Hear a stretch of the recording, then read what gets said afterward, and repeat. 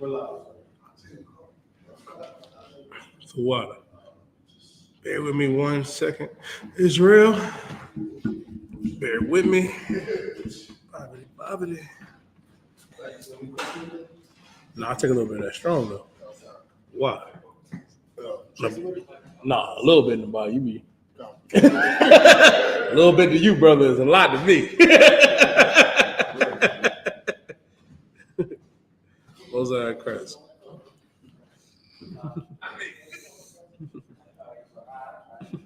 All right, shalom, Israel. Yahweh Bashir Yashab Rakathum, Yahweh Shemartha Bashir Yashab.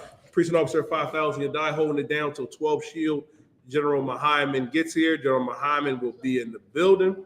Understand something? As blacks, Latinos, right, and Native American Indians, the water warrior, I appreciate you. You know, we have to come back to what our God said to do. What did our God tell us? Our God told us to obey him, man. Our God told us to keep his laws, statutes, and commandments and have faith in our King, Yahweh Shah Mashiach. Our King Christ, Yahweh Shah, gave up his life so we could come back into this truth, not to celebrate the holidays of the oppressor, not to celebrate Memorial Day, not to celebrate Father's Day and Mother's Day and Thanksgiving and Christmas and Halloween and your birthday. Our God told us this, man. That we should keep the commandments and live. Because we're not really living right now with Thumyah. We're not. You are not living. Right now, our people are the walking dead. Let me explain something to you. If I could, let me get Baruch, the 4th chapter, right? Bob, let me get Baruch 4:1. Y'all got any questions? Type your questions into the chat now. Got to understand something. That when you come into this school, when you come into the Israelite School of Universal Practical Knowledge, you know what I mean? If you're a brother, you put on that all black. You know what I mean? Putting on that all black, it's just amazing, Barzal. And you are committed, you know what I mean, dedicated, you know what I mean, to changing your life. To understand that you want to put off the old man and become the new man. To not do the things that you did before. To let that old man die with Christ and become a new man. And to finally live life the way life was supposed to be lived. Because right now, we don't know what living life is. You don't. You don't. You have no idea. But I'm going to show you what life is according to God. Give me Baruch chapter 4, verse 1. This is the book of Baruch, chapter 4, verse 1. Mm-hmm. This is the book of the commandments of God. This is the book of the commandments of God. And this whole Bible is the book of the commandments of the Most High. Keep reading. And the law that endureth forever. For a little bit. Forever. For a short while. Forever. The law that endured forever. Meaning these laws, statutes, and commandments endure forever. The thing is, not for a little while, and this is why the Christian church and the Muslim mosque has failed our people of Thunya, because our people believe that you can celebrate these so-called holidays, that you can celebrate your birthday, that you can live a free, white, and 21 lifestyle of your Black, Latino, and Native American Indian. I'm here to tell you, our God said that you can't. You cannot. Our God said this is the book of the commandments of God and the law that endureth forever. It was unlawful to be a sodomite during the time of Adam, and it's unlawful to be one now. It was unlawful to eat shrimp, crab, pork, and lobster back then, just as it's unlawful to do so now. Keep reading. Okay. All they that keep it shall come to life. All they that keep it shall come to life. What is that life? That life is the law. That's what life is. Right. Black, Latino, and First Nation man and woman. Here in America, you know what I mean, and all across the earth, our people are literally walking around as the walking dead. I know y'all love those zombie shows. I know there's a bunch of conspiracy theories that believe, oh, the day's going to come when people are going to be mindless zombies, not realizing that that's our people today. I'll prove it to you. Everybody around this time on that second to last Monday of May, you pull the grill out and you cook out, you know what I mean, for Memorial Day every year. Right. Like clockwork. You're going to do the same thing for the 4th of July.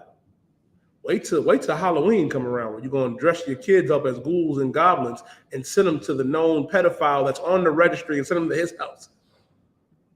And then you're going to worship, you know what I mean, another god, you know what I mean, in Christmas and Saturnalia. You're a zombie. Our people literally are the walking dead. You're doing the same nonsense, like something that Barzal used to always say, like, are you a child? Are you a baby? Are you a kid? Now is the time to grow up. And in growing up, this is how you grow up. This is how you truly live life, by doing what God says to do. That's why a lot of our people walk around now, Athunya, even though you have millions of dollars, like the few, you know what I mean, 1 to 5% of our people that actually have a few dollars. Guess what? I'm talking about the big money too. And even like all of our people, you walk around and you may feel as though that you are successful in life, that you have money, that you have this, you have that, but you still have this emptiness to you.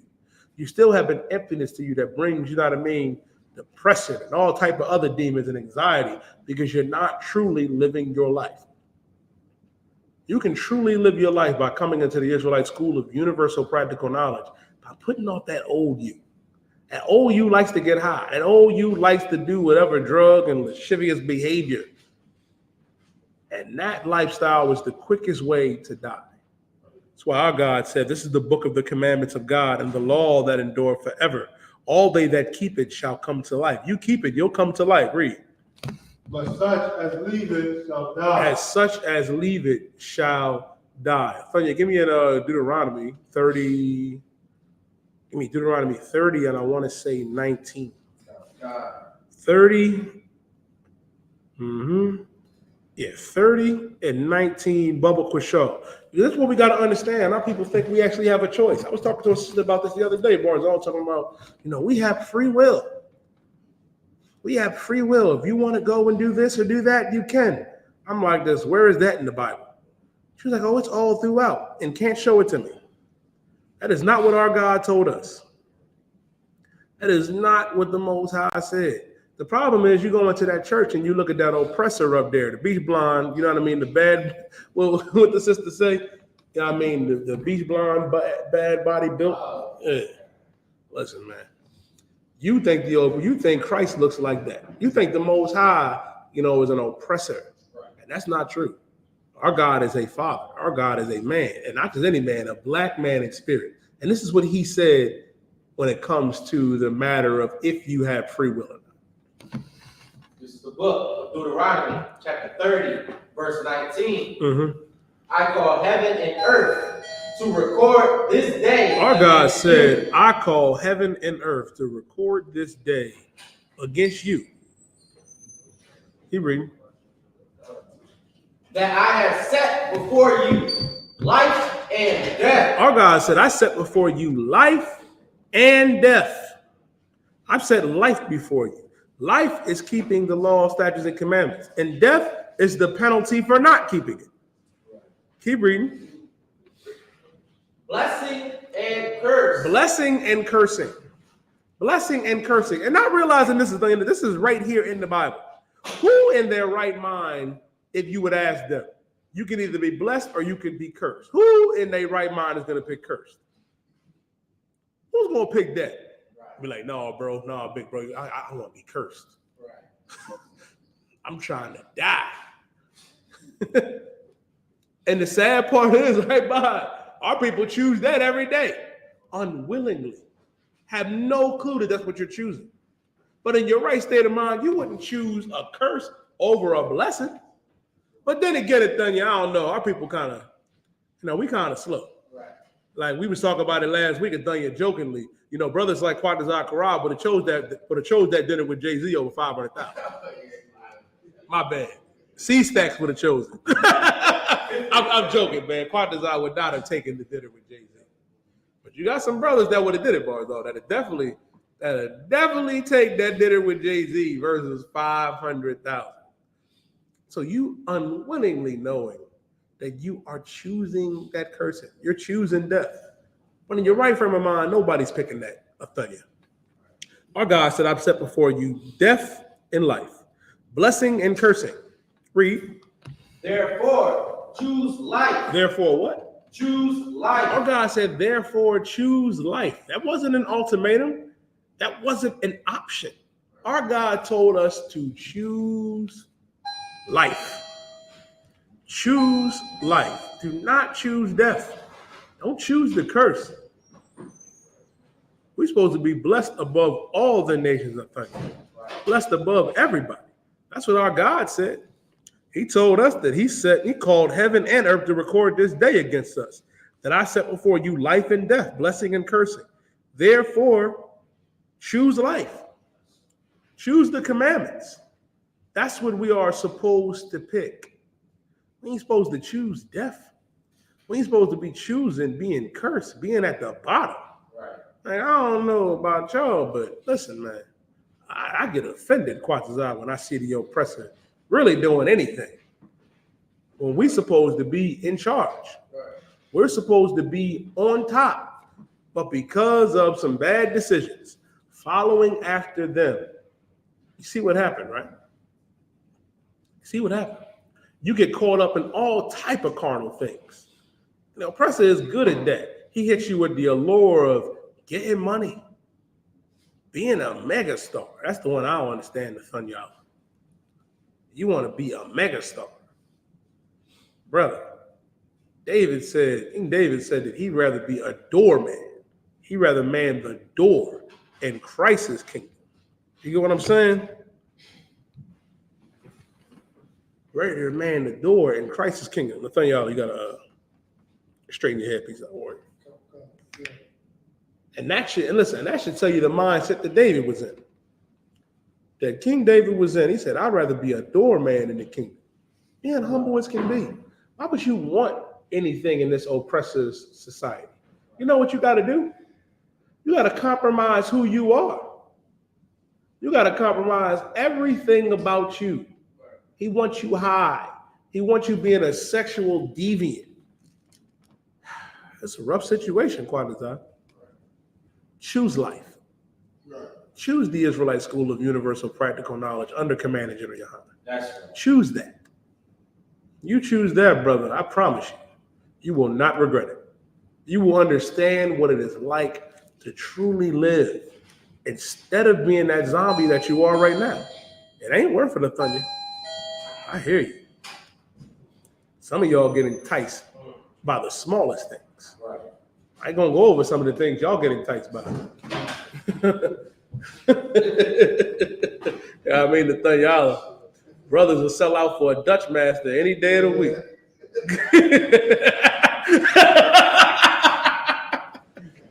Selling out for a Swisher sweet.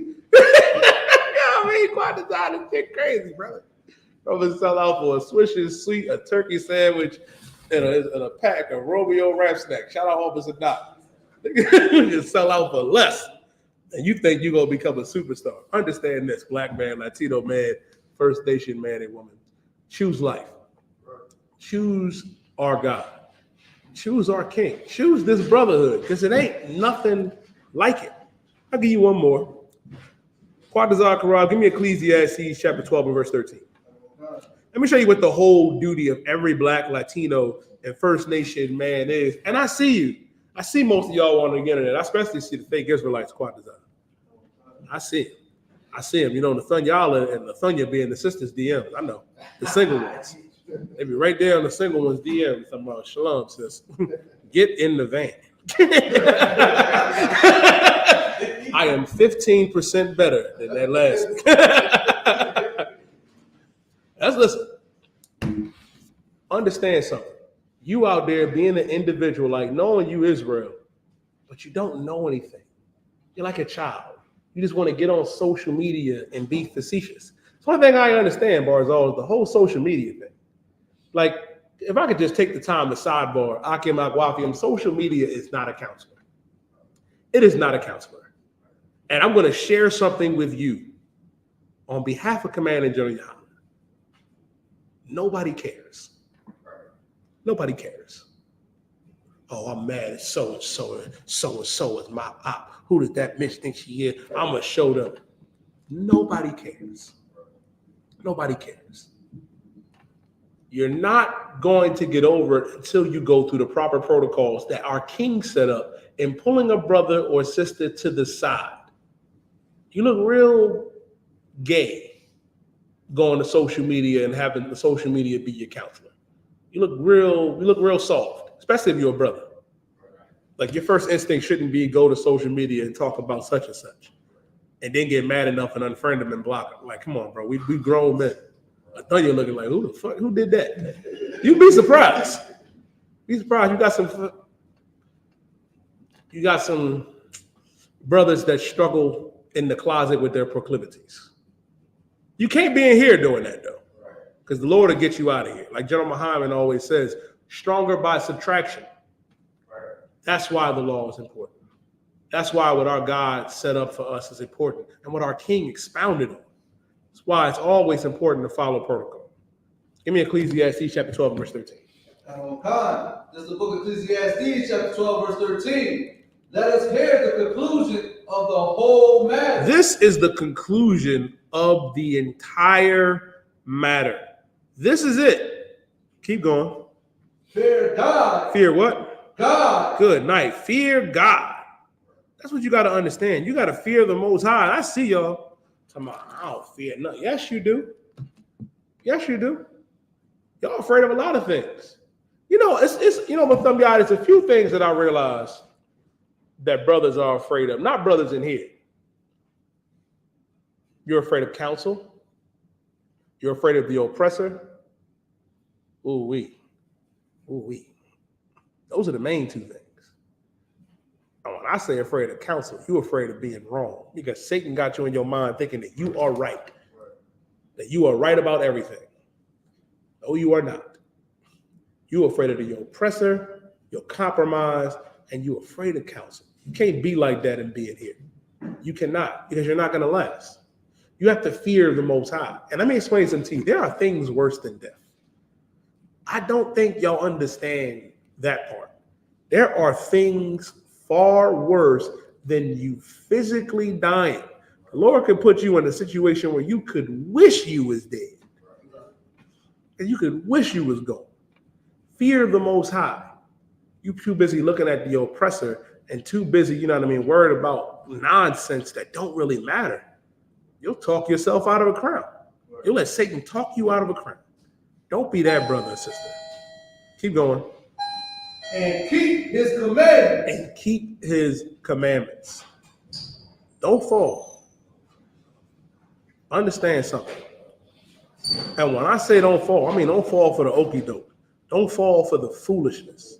You listen, our people get beguiled by Satan all the time through promises of richer and grander and all type of nonsense. Go ahead, Atonia. So like I said, what I want to bring it out is so heavy because Satan feeds on your insecurity. Yeah. That's why a lot of brothers don't want to go to counsel or put you to say, because you're insecure about something you're insecure about, especially knowing you're wrong. Mm-hmm. And then it's other things in your insecurities that Satan just is in your ear about. Come. He's feeding it, making that fire more and more. And that's how our brothers is just like fall off from that. And what you saying, brother, is so heavy. That's what makes what our King did such an amazing and glorious thing.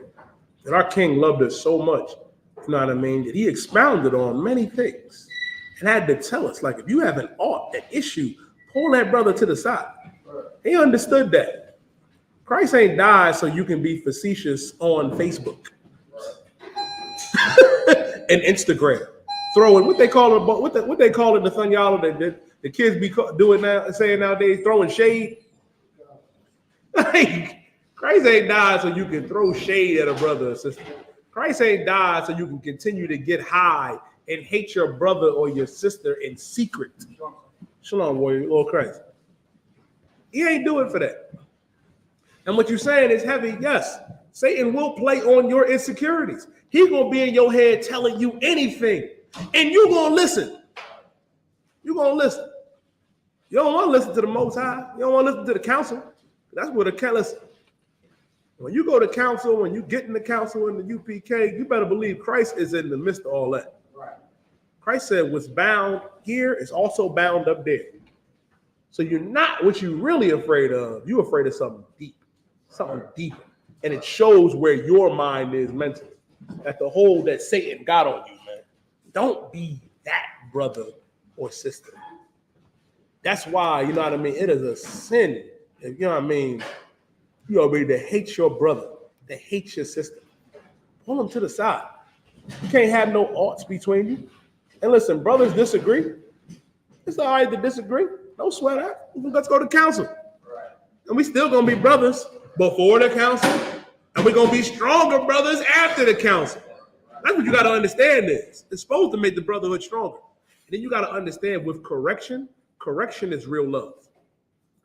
Correction is real love. Understand that. And what is love? Keeping the commandments. Keeping the commandments. So if you hate your brother, it's impossible for you to keep the commandments. You hate your sister, it's impossible. Because what does the scripture say? You know what I want, Quadazar? I believe it's in 1 John.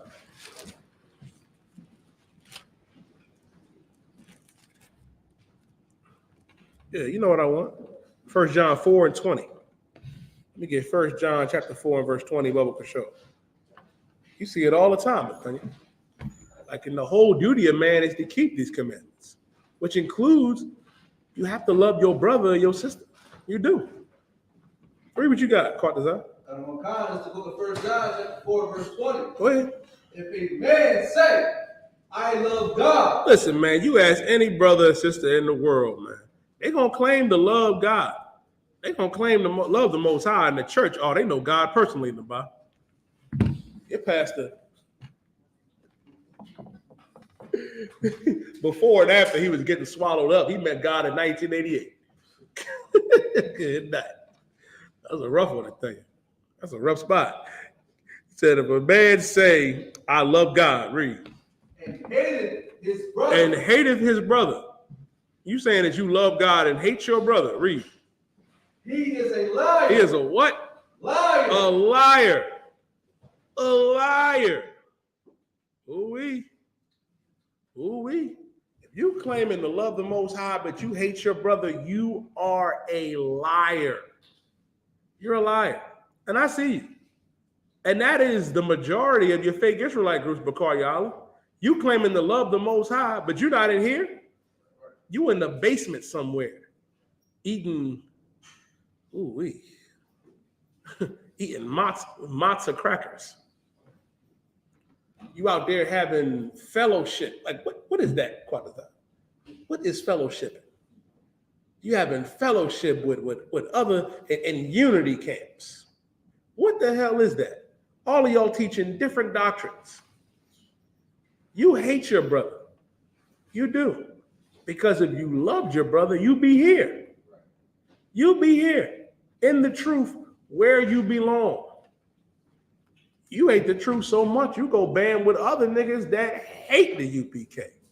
And then you come together and have little lamb dinners by yourself, talking about his Passover. Having some of this Sabbath because of the moon and all this other garbage, Shabar's out. You should hear some of the things that they say. And the whole time, and guess what? They don't even like each other, Thunder. They hate each other too. You ain't no different than the Christian church and the Muslim mosque. We watch it every year, man. But y'all, how many brothers we know out there in the world claiming to be Muslim out there, that was out there cheating on Ramadan? We saw them.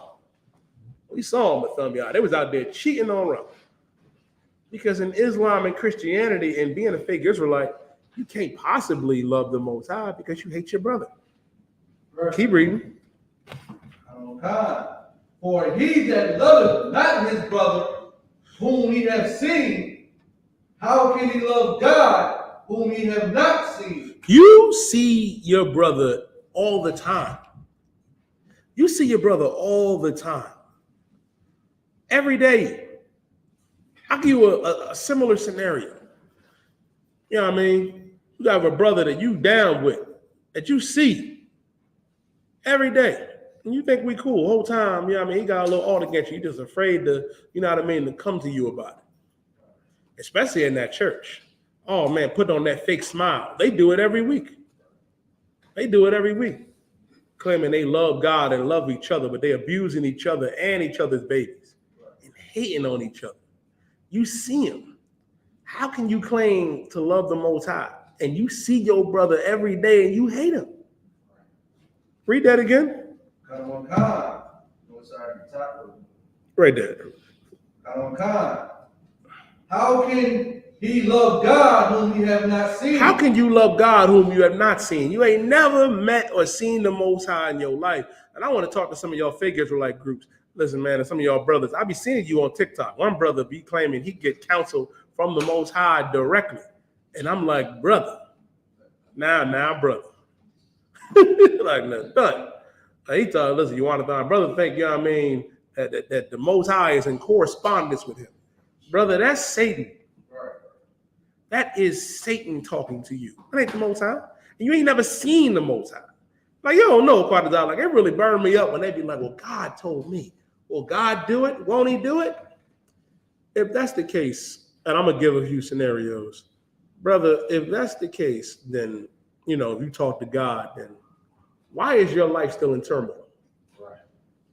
Why ain't things going right for you? How come you're not a billionaire yet? How come you ain't on the cover of Essence? Sis, how come you ain't got no man? Why can I go on your page and there be a link tree and a payment option of $7.99 if God is talking to you? And some of y'all brothers with these mixtapes.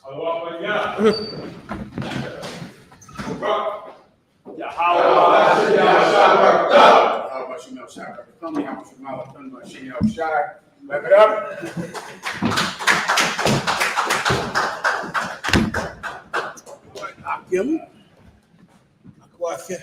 I need my phone. It'll be here in a minute, but I think I sent you a few things. What we have? You have problems? Okay, no sweat. All right, Akim Agwathian. I'll take your questions in the room and online. I'll do the Los Anuncios in 1 second. We're up online, though, I'm assuming. Okay. So I'll take your questions. We'll go over Memorial Day. It's an important breakdown that you need every Memorial Day. The holiday where Black and Hispanic men went to fight overseas for freedom and received none at home. And so without you, they will always be forgotten on Memorial Day. We'll go into a few brothers that should not be forgotten on Memorial Day. All right? We'll go into that in 1 second. For now, I will take your questions online and in the room. You're up, warrior. Questions. Hello, sir. Can you give me a breakdown of what does it mean to worship a man, or like worship Christ, I guess, or worship God? No problem. The word worship in a nutshell means to give reverence to or to bend the knee to. To bend the knee or to bow down to. Is there a reason you asked the question? I mean, just growing up, like, worship, like being in the church. Go ahead. Like, let's worship Christ. I'm like, everybody thinks, it's carrying, whatever. But like, I know coming to the truth, it got to be something else besides doing that. That's not worship Christ. Well, being in the truth, I'll give the term worship, who to worship, who not to worship. That's another one of those things that is extremely simple if you're in the truth, but when you're in the world, it's very difficult because of course, Christ said, don't worship him, worship the Father. Christ said that, correct? But then you'll hear about people in the Bible falling down and doing what? Worshiping Christ. Many brothers and sisters in the world believe we're wrong because we call the men above us Lord, because we call the men above us Adawan or Señor in Espanol. They believe that is incorrect to do. They believe that when I say that Commanding General Yohanna is my liege Lord, he is who I obey. I am assigned to obey him, not God.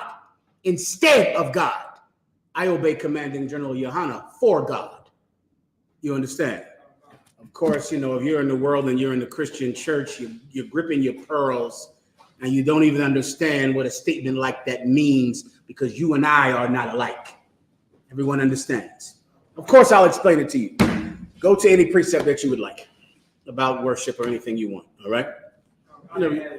They're all over the place if you want, all right? Just pick one out. And also, someone else should give me 1 King. I appreciate you, warrior. It might be 2 Kings 2:14. When the mantle, look up, if you can't find it, look up where Elisha took up Elijah's mantle, all right? Hold that first. Unless what do you have? The one in Matt? You have one in which one do you have? In the New Testament or the Old Testament? Hold that. But first, give me the one in the New Testament. because usually that's where the confusion comes from. Go ahead, warrior. Is it John 4:24? That's fine. God is a spirit, and that they that worship him must worship him in spirit and in truth. That's the word worship right there, right? God is a spirit, meaning God is not a man.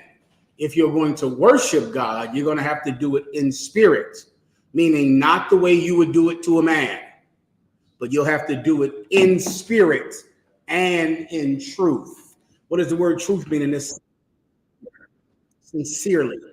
Meaning you're not going to, there's a way to worship a man and it's lawful, because the word worship means to praise or bow down before or kneel in front of.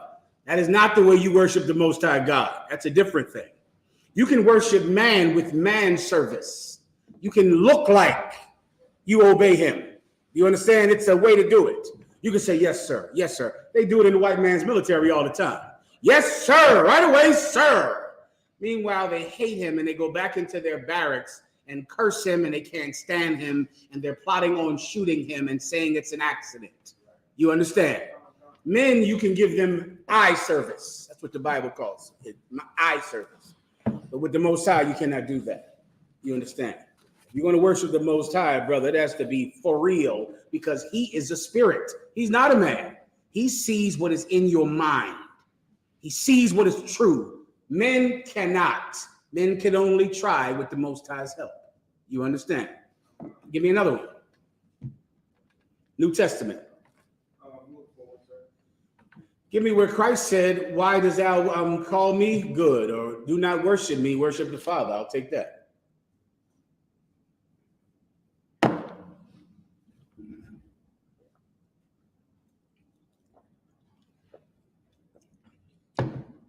Water for the drink, warrior. It's outstanding as usual. Go ahead. Matthew chapter 19, verse 17. Mm-hmm. And he said unto him, why callest thou me good? Who's speaking here? What color is it written in? Red. It's in red. Young brothers and sisters, that means that this is a quote from Yahawashi, our King, Jesus Christ. Keep going. There is none good but one. There is only one person that's good. Keep going. That is God. Meaning the Most High is the only one that's good. Why are you calling me good? Let me ask you a question. Is Jesus Christ good? He's the best. Do you understand? Yeah, he's good. Are there any other men that are good? Yes. There are good men all throughout the Bible and good men in this room and good men all throughout the earth fighting the good fight. There are good men. Of course, Jesus Christ is good. So what does he mean then? There is none good but the Father. What is he saying? What's the point? Huh? What's the spirit of this? What's the truth of what he's saying? Officer. To worship God, not him. Why? But he said no man is good but him. That's what he said, which is, of course, literally not true. It's not true that he's not good. He's the best. Do you understand? But he absolutely said there is no one good but the Father. Why did he say it? Officer. Right here in the middle. Come.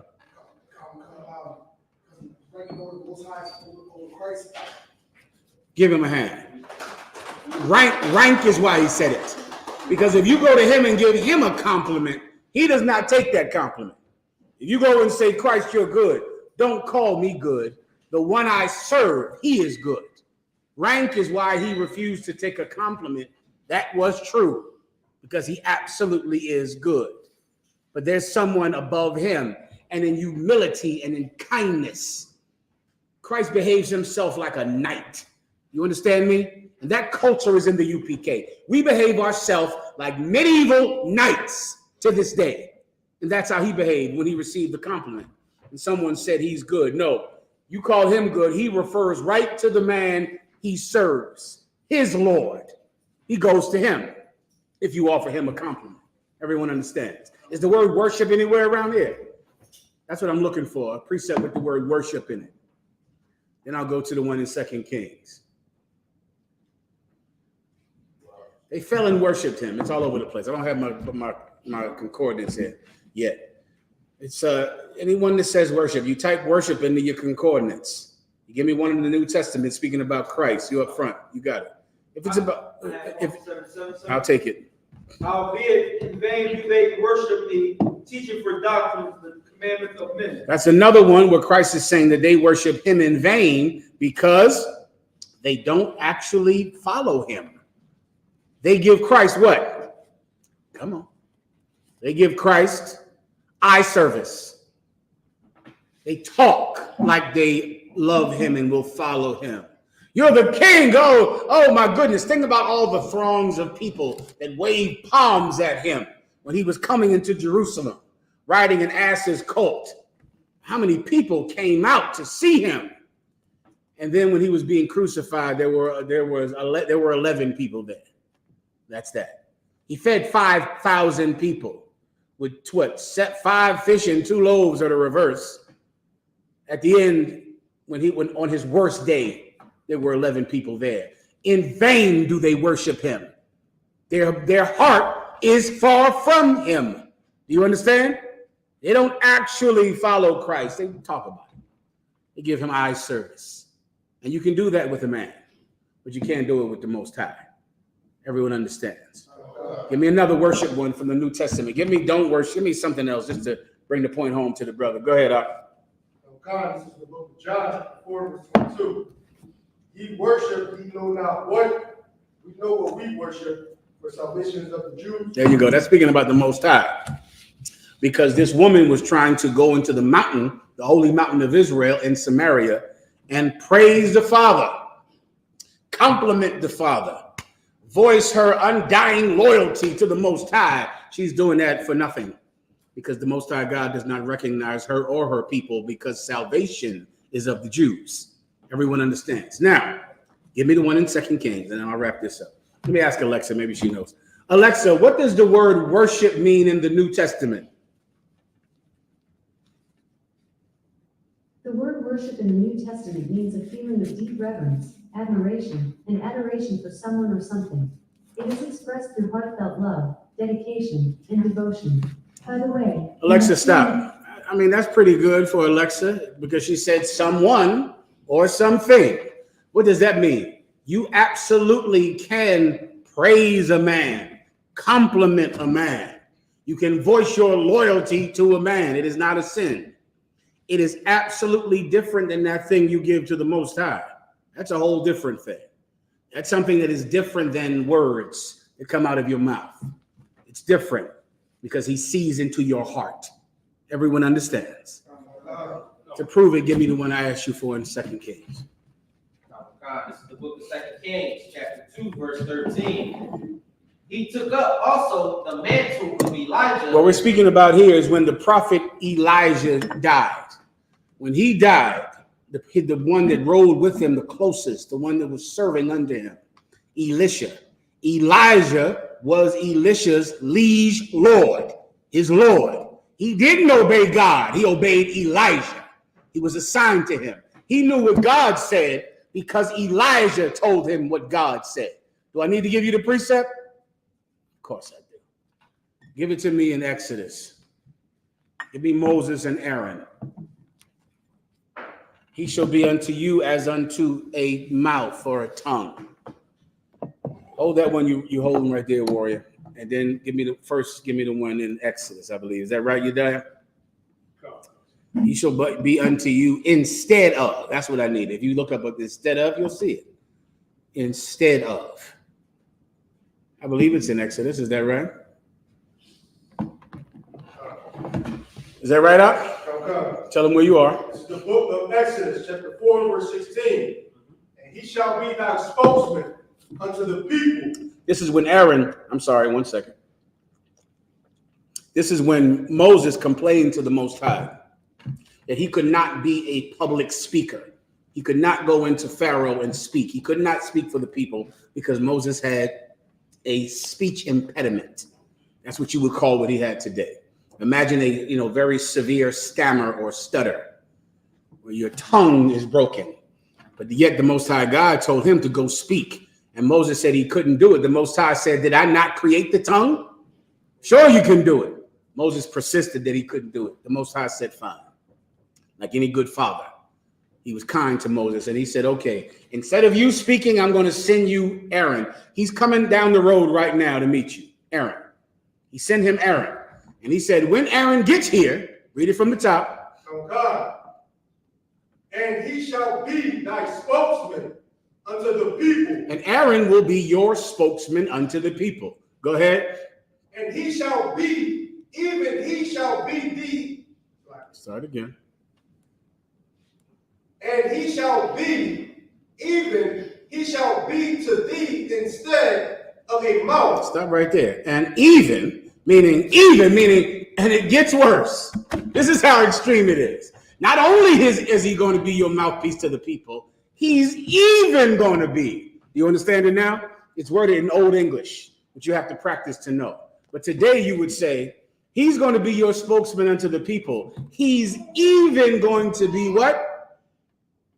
Shall be thee instead of a mouth. He will even be to you instead of a mouth. Now you don't need a mouth because you have who? Come on. Officer Aaron. You don't need a mouth. Forget that tongue. Forget your stammer and your stutter. You keep it. Keep stuttering. Because you will have Aaron to even be your mouth. Keep going. Oh God. And thou shalt be to him instead of God. Read it again. And thou shalt be to him instead of God. Officer up front, do you understand that? And you, Aaron, and he is going to be to you instead of God. Aaron didn't serve God. He served his liege lord, Moses. At least he was supposed to. And he had some problems when he made that golden calf. Everybody understands. Some of you will have those same problems. You fall when stress arises, when the people want something and you don't have the strength to resist. That's the point, please. So, sir, I understand that women are the weaker vessel. Mm-hmm. Is there anything that we can do to change that? I'll go into that in 1 second. That's off the topic. But I absolutely will answer that question because it's something that you must do to change that. No problem. Just stand by, all right? Go ahead to 2 Kings now, I believe. Send me one more time, please, my thumb up. This is the book of 2 Kings, chapter 2, verse 13. He took up also the mantle of Elijah that fell from him and went back and stood by the bank of Jordan. And he took the mantle of Elijah that fell from him and smote the water. Skip down one verse. This is about a miracle he performed with Elijah's cloak, with his garment. Keep going. Verse 15. And when the sons of the prophets. When who? The sons of the prophets. Many people don't know. You might think about Aaron. You might think about Elijah and Elisha like two old men with long beards in the woods. That's from the movies. But they were camps of men. The sons of the prophet was the camp that Elijah was over. They were called the sons of the prophets. It wasn't just him and Elijah, two old men with long sticks in the woods. There were schools. And these are the men that learned under Elijah. But Elisha was his second in command. The sons of the prophets, the rest of the camp came and saw that Elijah had the same power that Elisha had. And this is what they did. Continue. And when the sons of the prophets, which were to view at Jericho, saw him, they said, the spirit of Elijah doth rest on Elisha. The spirit of Elijah doth rest on Elisha, meaning the same power that Elijah had, Elisha has that too. Continue. And they came to meet him and bowed themselves to the ground before him. They came to meet him and they said, boom. And they bowed down before him, acknowledging that now he sat in the seat of Elijah. He became their Lord. That day, he proved himself. Now, once again, if you're some purple pig, what do you follow? A bishop? A deacon? I know you don't understand this life. This is the only life I could have ever lived. Everyone understands. That's what worship. Worship, we don't use worship today. It's the same thing as compliments or them getting on their knee and worshiping him. That is worship when you just say, I acknowledge you're in charge. You're great. You're wonderful. You're the best. We're with you, right? That's worship. We don't use that word today because the Christian church has polluted the understanding of the word worship. That's the same reason we do not use the word bishop or deacon, because although those are biblical phrases, the Christian church has polluted the understanding of bishop, deacon, and worship. Everybody understands. So in the UPK, we would just say, we praise this brother or congratulate this brother. It's the same thing. It's exactly the same thing. Everybody understands. But however, it is different when you give it to the Most High. It's a lot more difficult, and you cannot lie, even if you try. Everyone understands. To the sister, your question was, please say it again if you don't. I understand that women are the weaker vessel. Is there anything that we could do to change that? Absolutely. Did everyone hear her online, Yedaya? Okay, precept.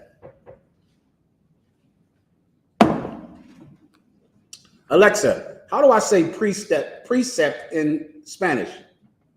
Precept in Spanish is preestablecido. Preestablecido. Alexa, how do I say precept in Spanish? Precept in Spanish is preestablecido. Preestablecido. Someone confirm that. I'm not so sure if Alexa is telling the truth about that one. All right. We have it. Go ahead. I have 1 Peter 3:5-6. That's not where I would go first. I would go to Timothy first, childbearing. That's where I would go first.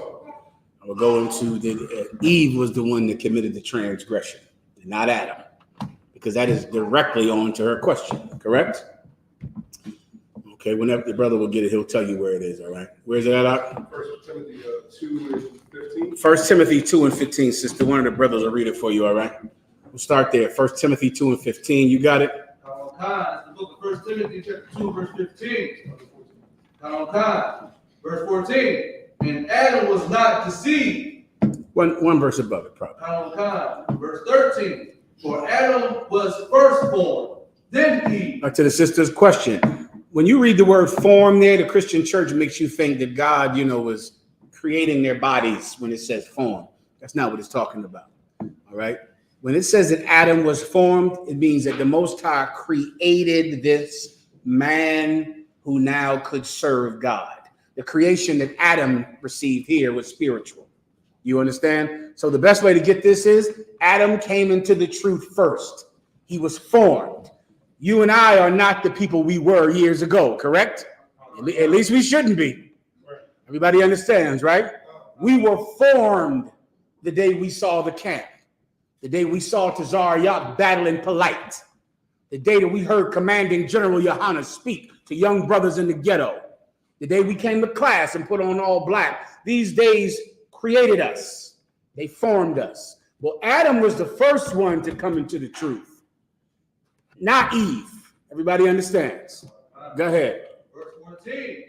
And Adam was not deceived. Adam was not what? Deceived. Adam was not deceived. You know about the story about Adam and Eve, sister, correct? Adam was not deceived. You know that the figurative serpent beguiled Eve, not Adam. Adam was not deceived by that figurative serpent. Go ahead. But the woman being deceived in the transgression. But the woman being deceived, what? In the transgression. Read it for one more time. I think you're missing a word. Being deceived was in the transgression. The water. But the woman being deceived was in the transgression. That solves that mystery. Who was at fault for the Garden of Eden? Eve. It's right here in the New Testament. She was at fault. She was the one that was naive, which is where that word comes from. All right? Nigh means near. Eve is who a stupid person is near to. You're near to Eve. Keep going. Verse 15. Notwithstanding meaning this, to your question, even though Eve is the one that was the first dummy on the planet Earth, The first one to get beguiled and told that she could have everything. She could have it all. She would be a god. That's what the serpent told Eve. I think about that dumb idiot that Puff Daddy beat the piss out of in that hallway. You know what I thought? I thought about this driving over here today. I thought when she went to marry Puff Daddy, the reason she wanted to marry him is his money.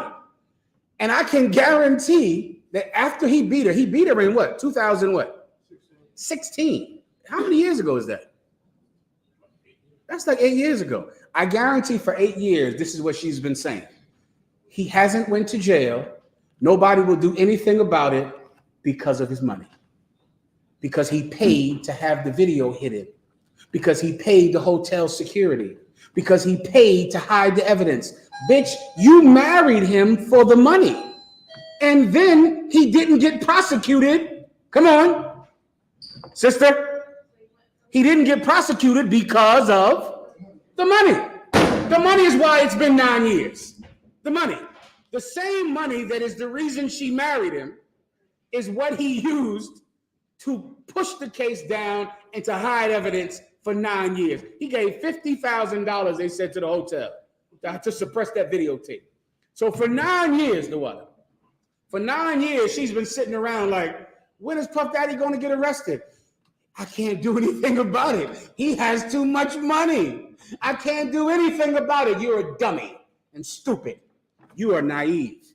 You didn't realize that his money was going to get you and then defend him against your claims of abuse. His money. His money is why he can't get convicted. His money. You're a stupid, dumb bitch. That's what that girl is. I'm sorry for the babies. I apologize. I'll try to refrain. Everybody knows, though. All right? She's an idiot. You don't want to be like her. You understand? You don't want to be like her. So, what do? Please read. She shall be saved in childbearing. She shall be saved in what? Childbearing. In what? Childbearing. Listen, you don't want to be like Eve. Congratulations. I don't want you to be like her either. Hell, nobody wants it. This is how you get saved. Are these your children? How many? That's a start. Give her a hand. That's a damn good start. I think you're working on it, right? I think you far into working on it. Good job, daughter. Well done. She shall be saved in childbearing. Childbearing, you can't be dumb to do that. Please believe it. Oh, that takes strength that you don't have unless you know when you have a child. And that baby, when there was pain, oh my God, it almost starts immediately with the morning sickness. I mean, it's like immediate.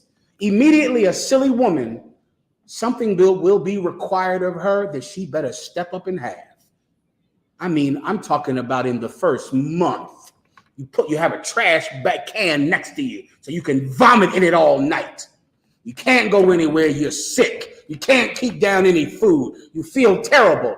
And because you're in hell, you have to go to work, don't you? Because those babies have to eat. So now you're sick and you're throwing up and you're getting dressed to go out there and work. That's how you get saved. That's how you erase the blood that runs through your veins that traces back to her. Because it does. That's your great grandmother right there. And you want to have honor instead of disgrace. So now you do it in childbearing. That's step one. You go through the morning sickness, you go through the pain, you breastfeed that child if you're able. Some women cannot. You're going to have to decide which one you are. Are you just weak and you can't handle stress, or do you actually have a physical problem? That's up to you. No doctor will be able to tell you whether or not you're just too weak to do it or you actually physically can do it. But I know who will know: the Most High, who you must worship in sincerity and in truth. He'll know. He'll know which one it is. Think about it. And then comes the labor. Yeesh. Raise your hand if you're a man that has seen that. Oh, I've seen that, brother. That's a hell of a thing. You step back and look at that and go, this builds character. That's what this does. Going through this thing here, don't forget it. That's an amazing thing. Am I done? I'm not, because now the baby is here. And now you have not slept in months. You feel crazy. from the lack of sleep. Like you're imagining things that aren't real. You're losing your mind because you're sleep deprived. Then the child gets older. Then you have to find a way to put the child in daycare so you can go back to work. Then you're worried about the child missing. You're worried about somebody stealing the child. Then the child gets sick, because that is going to happen. The child is going to get sick, and the child is going to be in pain. And you'll sit in that emergency room, which seems like 2 days. And parenting is heavy, because years later I realized this. I don't know when I realized this. It damn near was last week. If I'm in here 2 days, this probably isn't an emergency. Now, that never even occurred to me. You're just sitting there, you're in there for 15 hours, 27 hours. Never did I think, damn, maybe I could just go home because I'm sitting here for 2 days, which means this is not an emergency. Guess what, brothers? Nobody goes home. They sit there for 2 days. They sit there and feel in their minds, this is an emergency. I've been in the waiting room 3 days. That'll save you doing that, going through that. Then the child gets older. Now it's time to go to school. Oh boy. Then you got to protect them from all those cousins that are going to try to molest her. That's what's next. All of the people out there that are going to try to inappropriately touch your children, they are out there, and you know they are. And now you're worrying about them. Then they got to go to school. Then who's bullying them in school? Come on, man. You lose your damn mind. But you will change as a person if you're willing to go through that. Everyone understands. Childbearing, go ahead. If they continue in faith. If they do what? Continue in faith. Let me tell you something. Adam came into the truth first, but then Eve was formed. So what does Eve have to do if she wants to free herself from the crime that Eve committed? Stay in the truth. That phrase is how you know that formed is not physical. Formed is spiritual, because the Bible says if she comes into faith, if she finds faith, if she does what? Continues. How do I know she was ever in the faith? Officer? Trooper? You're right. He's right now. But give me before that. If continues means she's already in the faith, when did she come in the faith? It's right there, up front. When she give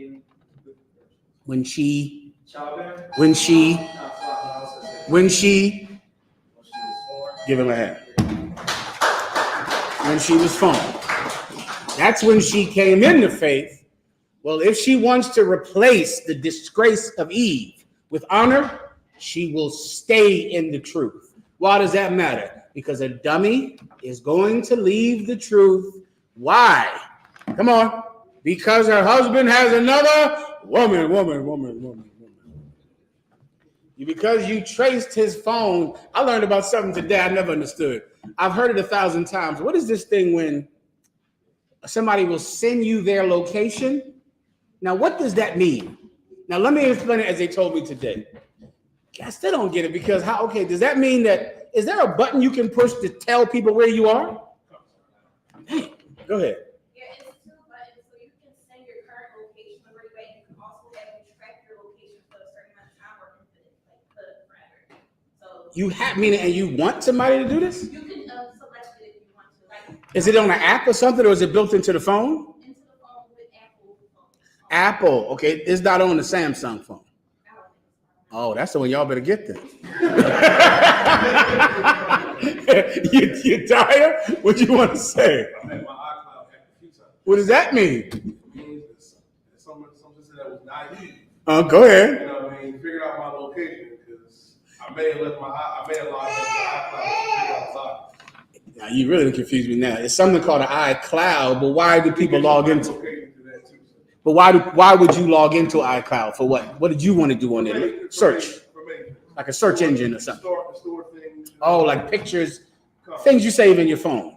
So if you log into it to look for an old picture or old something, she knows when you went in it. Some pictures and videos have the location.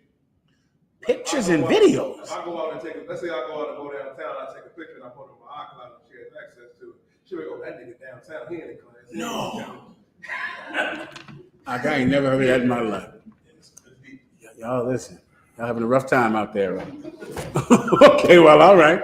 That sounds like what they told me today. Somebody had their hand up over here? Go ahead, up. So I was gonna say, like, a lot of times our sisters, they, especially when we're sweet, now we got facial recognition. Dad, can they hear him online? I don't know. Make sure they can all hear him. The brother is saying that they take the phone while you're sleeping, put it to your face, get up in your phone. Go ahead. Oh, get your fingerprint. Y'all better sleep with one eye open now. All right. Well, I guess that's happening. Okay, well, go ahead. So like for Samsung, Shar brought up a good point. This is the comment that Samsung is called Google Maps. Google Maps. Oh well, listen, even Samsung ain't safe. I thought it was safe. Google Maps. Now I got Google Maps. You telling me if you go on Google Maps, what does that mean? Everybody knows where you are? If you go on the thing? They go on your Google Maps and you got your location on it. Okay, what do you mean go on it? Mean they gotta go into my phone? If you have your phone on you, you got Google Maps. And you got You telling me if Google Maps is on my phone, like let's say I put on Google Maps because I want to go to the Home Depot. So somebody goes on their phone, but how do they get into my Google Maps? God dang. Sister, go ahead, bro. Tell everybody how you do it. What do you come up to the chalkboard. Come up to the chalkboard. Make an equation on how you're getting in that phone. Come on. I'm just joking.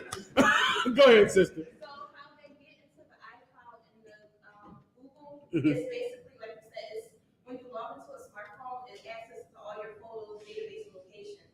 What they're doing is they're logging into iCloud and Google and putting in their device. So now it logs into multiple devices and they can get access to everything.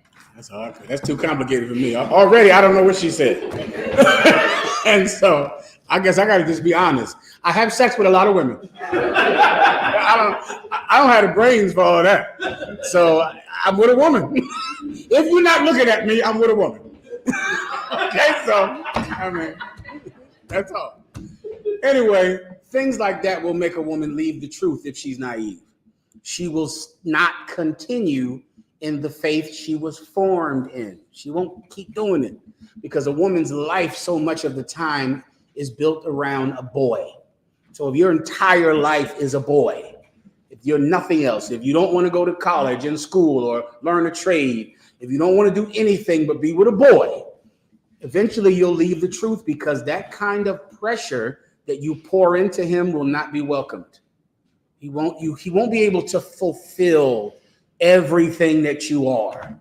And a woman has so much energy that if you don't have anything in your life but him, then you will be unfulfilled. And then when he gets another woman, to you, it will be like you lost your career. It will be like you dropped out of school. It will be like you got arrested, you lost your career, you lost everything. Why? Because I found out that he went to this girl's house. So now because of that, you've lost your life, and then you leave the truth. And then, of course, you never get cheated on again, right? That never happens again to you the rest of your life. You're naive. So what do? You do the best job you can with those children. You stay in the truth. Stay in the school. Don't leave the school like so many naive women have done. Continue. And charity. And what? Charity. What is charity? Charity is kindness. That's charity. You can break it down as love. To understand it, you want to think kindness, that a woman is kind. If you can be kind, it can be difficult to be kind. So many women are taught to be cruel because cruelty is physically satisfying. It feels good to, when you get in a road rage incident, if you drive, it feels great. It feels great to, you mother effer, give him the finger, chase him down the highway, get into a good scrap and a good fight, like Love and Hip Hop, right? Love and Hip Hop, throw a champagne bottle right in their face, pull their hair, get into a good scrap. Oh man, you're gonna feel so alive. It feels good to be cruel to people.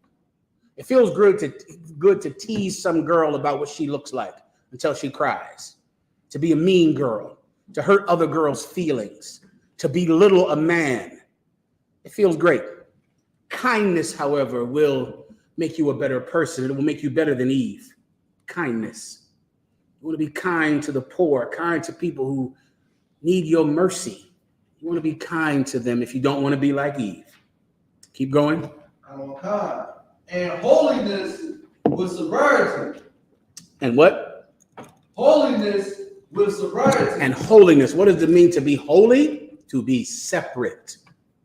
Don't be a common trollop. Don't be common. Be different. Be separate from the girls on your job and the girls, your best friends. That's where the whole BBL industry has been so successful, because people believe that women are nothing but their body. Women are nothing but sexual objects. And you want to let the world know you're not like that. That's not what you are. You're different than them. You're holy. You're separate from the world, separate from uncleanness. You're not like that. To be holy, what? With sobriety. What does it mean to be sober? To think clearly. Too many times a woman is too emotional to think clearly. She's drunk on emotions. Well, if you can do these things and practice these things, boy, oh boy, you can really not be naive. You can be very different than Eve. Everyone understands, all right? This is important to the topic I'm going into tonight. I'm going to go into a woman who is absolutely cruel, who is absolutely seductive and cruel to her husband, a woman who is evil to her husband. This woman is the wife of Nathaniel 7 of the IUIC. Nathaniel 7, is that his name? The Bishop Nathaniel. His wife is evil. She's an evil woman, and she corrupted nasty Nate. And because he loved her, and because more than likely Nate's wife is the first woman he ever had relations with, because Nate grew up a nerd who girls did not like, who didn't think he could get women, and one day a woman finally gave him some. And then that woman went and corrupted him and pulled him out the truth. Bishop Nathaniel's wife is an evil woman now, and she hurt that poor brother. How do I know? I have her teachings here in class tonight that she wrote down, that she used to give to every sister that came into the Nathaniel 7 Bishop IUIC Purple Pig group. I have the writings here. Where did I get them? You know where I got them, don't you? Don't you know where I got these? I have them. And in these writings, she's saying how women can absolutely go to class on their period. I have it here in the writing. And she has the precepts that she gives all the new sisters. She's the one that designed those effeminate garments that they wear. She's the one that chose it. And she's the one that made sure her husband left the UPK because we taught him he could have another woman. He said that's why he left the UPK. I have her writings, her doctrine, the doctrine of Mrs. Bishop. I have it right here tonight. Do you not, Yediah? I sent it to you on Messenger. You have it. We're going to read it in a minute. She is just like Eve. She's naive, and she took her lies, her desire to have power over her husband, and she corrupted Bishop Nathaniel. She corrupted him and made him leave the truth. And now look at it. Half a homo in some purple group who only believes in never having another her. He only can have one of her. I have her writings. You guys go pull them up on the screen while we. It's in Messenger. Messenger on Facebook. I hope. Oh, I said it to somebody else. No, here it is. Yeah, it's right here. Is this some other? Let me see. I'll never look at the picture. That's you, right? Oh, you said it to my other. You good to go. All right, I'll take a few more questions while I'm waiting. Go ahead. Questions? Sir. This is from, I have two questions from Officer Thubbawan out of California, Southern California, sir.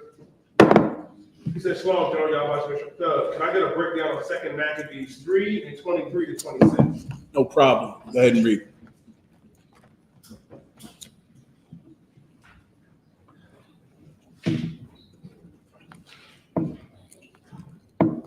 This is the book of 2 Maccabees, chapter 3, verse 23.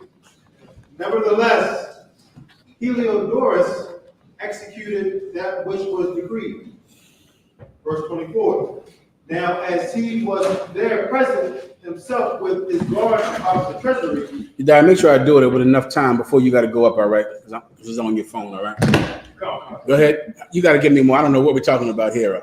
Go ahead. Now, as he was there present. Give Father one. He's gonna have to give me more. Just tell me what's the point. All right. What's the specific thing I need to break down here? Until that, I'll move on. All right. Next. Khan, sir. Khan. His other one was in 2 Maccabees 3:34. What is an apparition? What is an apparition? Go ahead and read it. And were the two men angels? Okay, an apparition in a nutshell is an appearance. That's what an apparition is. It's an appearance. All right. So, if something just appears in front of you, that's an apparition. Everybody understands. Okay, now read it so I can answer his question.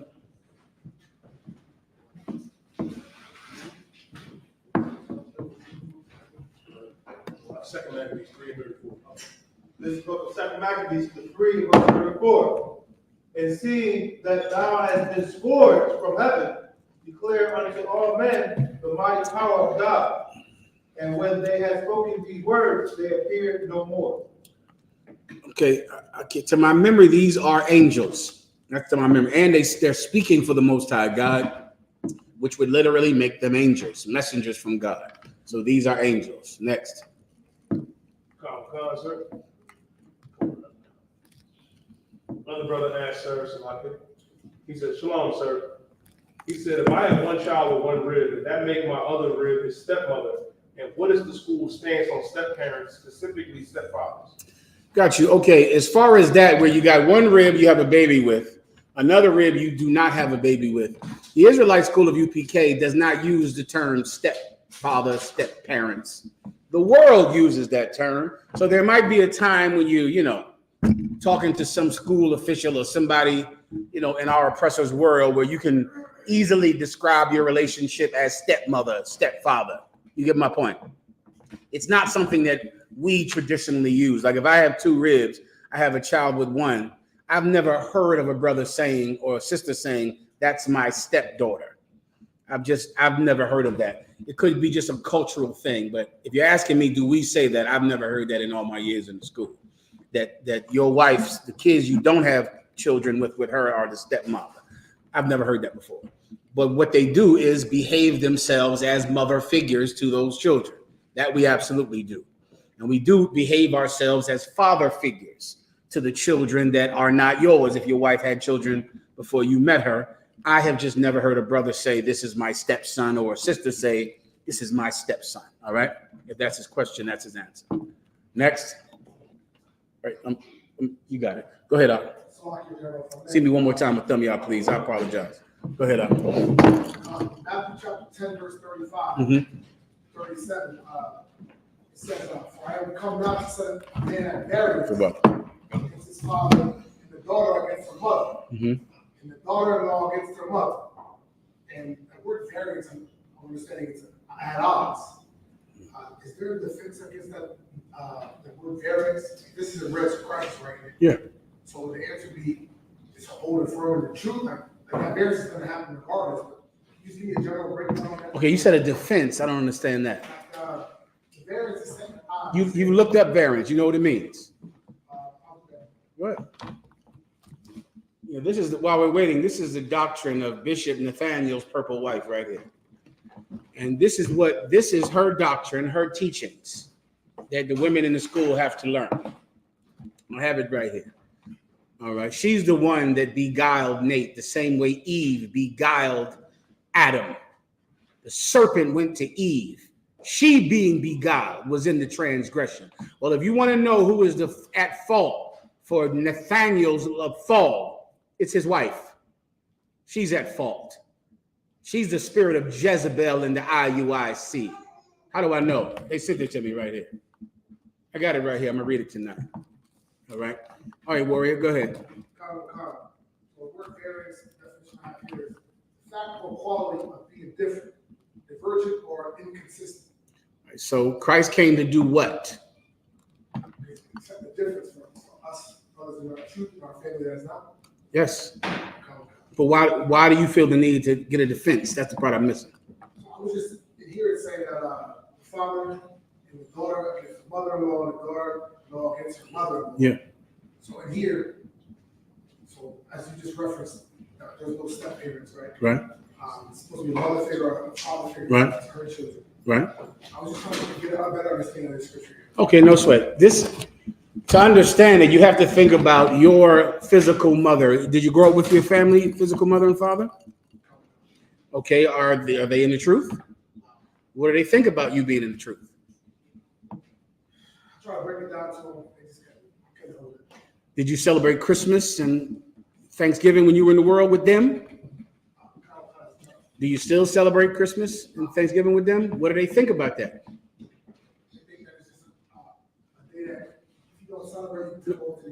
What do they think about you? Do you go over and gather with them on that day? What do they think about the fact that you don't go over there on that day?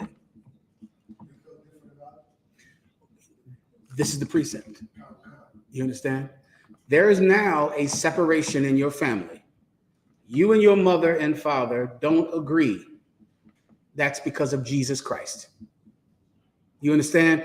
You know how many councils I've been in with a family that is in absolute agreement about Christmas, about God, about New Year's Eve, about school and going to college, and the children are being molested by the father. But the family is in agreement with one another. You know what the problem with Black and Hispanic families is? They're joined in wickedness. They're together. They're absolutely in league with each other. There is no problem. Go over there on Christmas. Problem do they have? None. You're being molested in the back room. But there is no schism. There is no problem in the house. You know what the I.S.U.P.K does? We turn families upside down. We wring them out. We destroy their peaceful Christmas. We destroy Thanksgiving. We destroy birthdays and Valentine's Day. And now because of that, we can all look at that little girl who is crying every night because someone is coming in her bedroom and touching her. The same man that sits at the dinner table. We destroy families. Barakatah Yahweh, why Yahweh shy?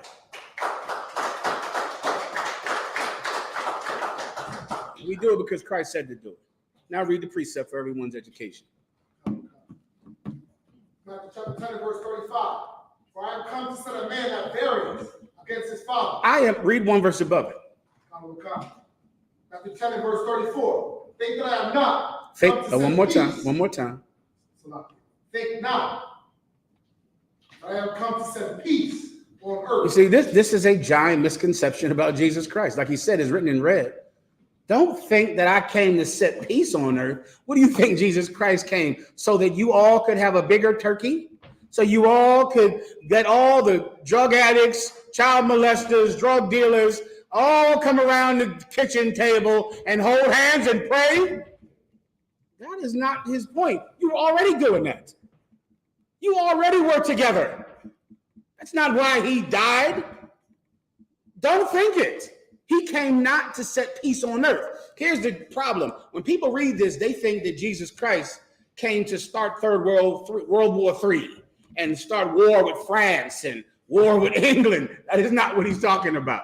When he said, I came not to set peace on earth, he's talking about your house, the house you grew up in. What's your daddy? Your daddy who was a drug addict and an alcoholic, and you're about to join him. You know why? Because you're with your dad, aren't you? You're an alcoholic too now, just like dad. You're a drug addict too, just like your pop. You're going to jail, just like your dad. Now you're just like your brother, your big brother you look up to, don't you? Oh, you look up to your big brother, don't you? Now you're going to jail with him. Maybe you can find a way for you two to be cellies. Now you've unalived people, just like your brother, just like your family. We're destroying that family in the name of Jesus Christ, because that is the problem with life. That dysfunctional piss hole that you live in, that you celebrate Christmas with and Thanksgiving and Memorial Day with. We're destroying your Memorial Day. We're destroying your Valentine's Day, your 4th of July, because the people that celebrate it in your house are pieces of garbage anyway. Everyone understands. Keep going. I come not to send peace, but a sword. I didn't come to bring peace, but I came to bring a sword. Then he's going to describe what he does with that sword. He's not going to stab the Russians with the sword. He's not going to stab military people with the sword. That's not what this sword is for. This is not a sword for killing people in a battle. I came not to bring peace, but a sword. To do what? Read. Verse 35. For I have come to set a variance against his father. What does he do with this sword? He slices your relationship with you and your drug addict and your alcoholic father. Now that relationship is over. So now your father is a child molester and a drug addict and a drunk, but you will be nothing like him. Why? Because of the sword of Christ. Now you two don't drink together and smoke weed together anymore like you used to. No, you don't do that with your cousins anymore, with your uncles anymore. Why? Because Christ separated you and your father. He did that. Continue. Goodness. You want your wife to be like her mom. It's up to you. It's up to you, if that's what you want. You want to build a family? You want her and her mom to see each other every day? You want her to be just like her mom? Christ separated you from your mother. So you don't have to have 10 different men. You hear what China Monet said? China Monet said her mother had 5 men, and she wouldn't listen to any of them. China Monet needs to be separated from her mother. She needs that, or else she'll be just like her mother. And here we do it. We make sure that your mother, she's a hoe, she's a prostitute, she's a loose woman, she marries men for money, she does all these things. She had 3 abortions. You're the baby that the doctor told her if she had another abortion, she couldn't have kids anymore. So that's why you were born. You're not like her anymore because of Christ. Continue. And the daughter-in-law against her mother-in-law. Keep going. Verse 36. And a man's foes shall be they of his own household. Why will a man's foes be them of his own household, officer? All you got to do is don't think, just read. Why will a man's foes be them of his own household? Because of Christ. Because that's what you just read. Because of Christ. That's why you're not at Christmas dinner. That's why your family is angry at you and upset with you. Because of Christ. Understood? Good to go. All right, where are we at? Anything else? You die? I have it, sir. Go ahead. I showed it on the screen for everybody. You want to do it now? Sir, I showed it. You do it. Did you read it to him? Yeah, read it. Put it up on this so I can. Let's go ahead and read it real fast. I can damn near see it. Okay. Hold on. There it is. Make it nice and big. All right. Oh, I forgot to do Memorial. Is it Memorial's Day or Memorial Day? Who knows? Memorial Day? All right. Memorial Day. I've been saying Memorial's Day. Y'all ain't even say nothing about it. Okay. Look at it. Read the top, please. The daughters of Sarah. Now, the brother here, didn't you say some of your family members in the world are in the IUIC? Did they ever get this video, this letter from the Nate's Purple Wife? Ask him about this. Ask him about this letter right here, right? This is, go ahead and read it, guy. So Leviticus 15 verses 19. So this is, for those of you who don't know, this is a letter sent to me from someone in the IUIC who received these letters when they came into the Purple Awakening. All right? And they said, this is what Nate's wife sends all of the women in the school. They call them the daughters of Sarah, and she is their liege lord. They have to all obey her. And this is the writings that she's writing. Go ahead. Come, sir. It says that if a woman have an issue and her issue be blood, menstrual cycle. Can I stop you just to skip down to here to show you that it's written from a woman, which will let you know it's written from her. She signs it at the bottom. Read that right there. Come. If I start my menstrual cycle on December 1st. Okay, that's a woman, right? It's not if you start your menstrual cycle. If I start my menstrual cycle, this is a woman. You'll see what woman it is in a second. Go to the top. Come, sir. McBride, what, sir? Yes, please. Colin, sir. Shall be put apart 7 days. Every woman knows when she sees her period and when it starts. And for some, it could be a spot. For others, a gush only. You know the moment. Whether it be first thing in the morning or in the middle of the day or at night. So this is her teaching all this women in the school about their periods, telling them what a period is, how they know when it is. Now let me skip down to the pertinent part. Remember, the day starts from Genesis right here. Is that it? Hold on. Let's say, Michael, keep going. Keep going. Keep going. Right here. If you want copies of this, I'll just send it to everybody, all right? Just let somebody know and we'll get you the copies of it. But I want you to read right there. This is her just explaining the Bible, you know, teaching them all the scriptures about being unclean and about having a child and what they have to do when they have a child. This is her giving all her wisdom to the women in that purple group. This is the woman that beguiled Bishop Nathaniel. She is the one that did it. She's the one that pulled him out the UPK because she didn't want him to get another woman. Come to find out, he's half a homo and he would have never gotten another woman anyway. That's right. But she pulled him out of the school for her fear of him getting a woman, and because she is just like Eve. She wanted power. That's how Satan beguiled Eve. No, God knoweth that if thou eatest from the tree, thou wilt be as a god. She now runs all of these purple men's because she got her husband to leave the school and to make sure they only had one wife, her. Read. Come. So here are some examples. If I talk about menstrual cycle. No, currently, please. At the bottom. Currently in, go ahead. Come, sir. Currently in our various lands of captivity, we are gathering together to worship in homes and in buildings that are obviously not the holy tabernacle. Obviously, these places that we're gathering together in are not the holy tabernacle. They're buildings and homes. They're having their classes in people's homes. They're having their classes in buildings, not in the holy tabernacle. Keep going. Come, sir. The tabernacle in Jerusalem was destroyed. Oh, the tabernacle in Jerusalem is gone. It's destroyed. Keep going. Come, sir. Come. We no longer have to keep the Levitical law of animal sacrifice. We don't have to kill animals anymore, which is why you brothers never say a law is done away with ever. Don't ever let that phrase come out of your stupid mouth. No laws are done away with. The law of animal sacrifice is not done away with. It is increased. It is made more stringent. It is not gone.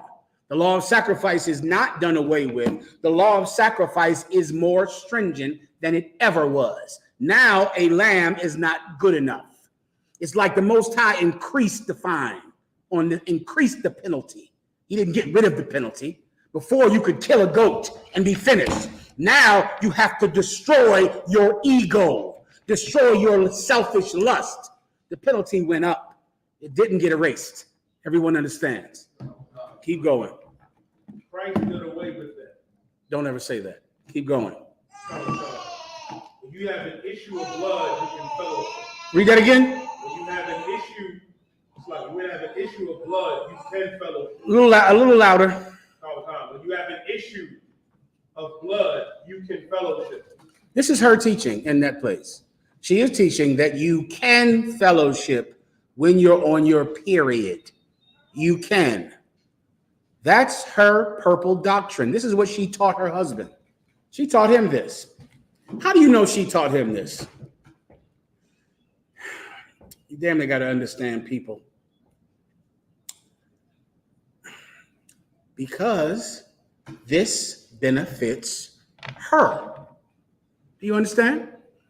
You know what? When I'm on my period, I can come to the class.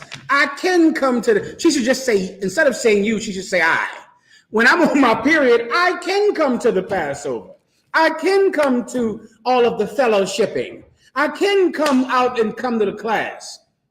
If she doesn't come to the class because she's on her period, what could happen? Shabal? Oh, it's going to be some other pretty girls there. That's why she has to be there. She can't stay home. There's people trying to get her half a homo husband. He's safe, baby. Dumpling, don't worry about your man. He's all right. He's coming home. Some women are so terrified of you getting another wife, they will pervert the Bible so that anytime you go into that room, they are sitting next to you. They are always there because they are absolutely unconfident. They don't have any confidence at all. She makes up a rule that says she can fellowship on her period. And why? And in her mind, where does that rule come from? Because we're not in the temple of David anymore. Everybody heard that, right? Because the temple is destroyed.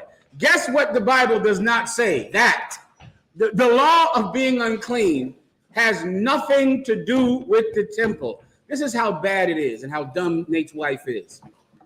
The word temple is not even in the scriptures in these verses. It doesn't mention the word temple. The word David or temple or tabernacle, none of that is mentioned in there. It has nothing to do with the temple. You are separate from the people, not the place, the people. You're staying away from the Passover because of the people at the Passover. You're staying away from fellowshipping because of the fellows, because of the people there. It's a quarantine. It doesn't matter if it's on the moon or in the tabernacle of David or in a corner store. The people are what you're staying away from. It's a quarantine, sister.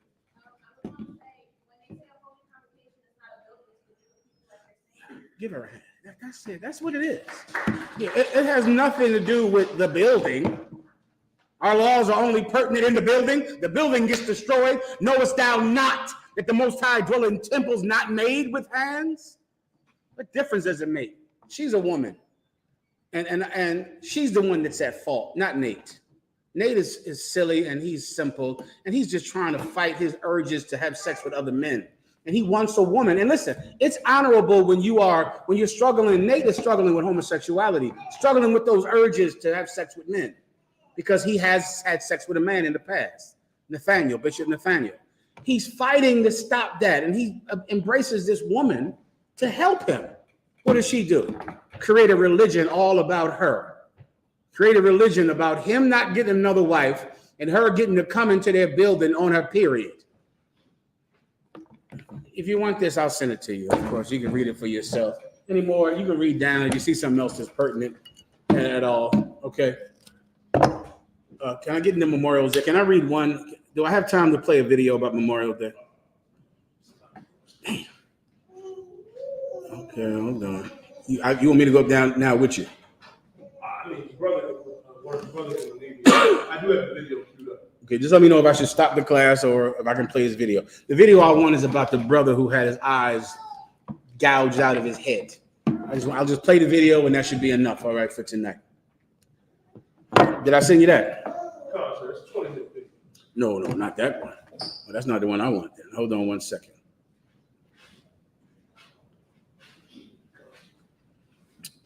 This is not on Messenger. Okay, I sent you 2 videos about him. Oh, no, you're right. Yeah, this is, no. Yeah, play that one, but I'll skip you around for time's sake. Yeah, it says episode 16. Okay, go ahead and play that.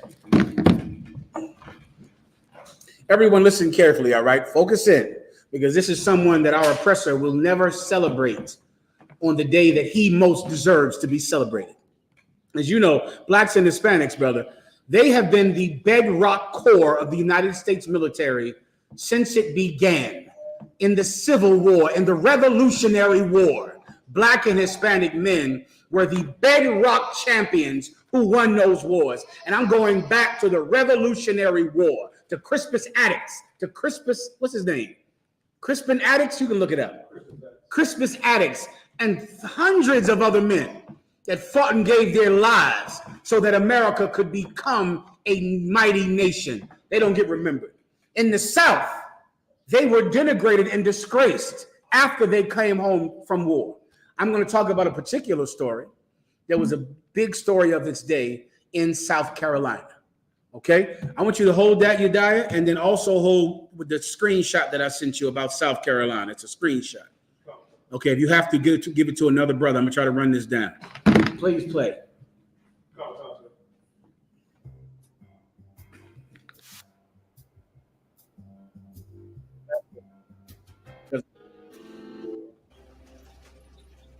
Rewind. Out of Right there. Augusta, Georgia, and quickly boarded a Greyhound bus to North Carolina to rejoin his family. Okay, I gotta pause because where we started.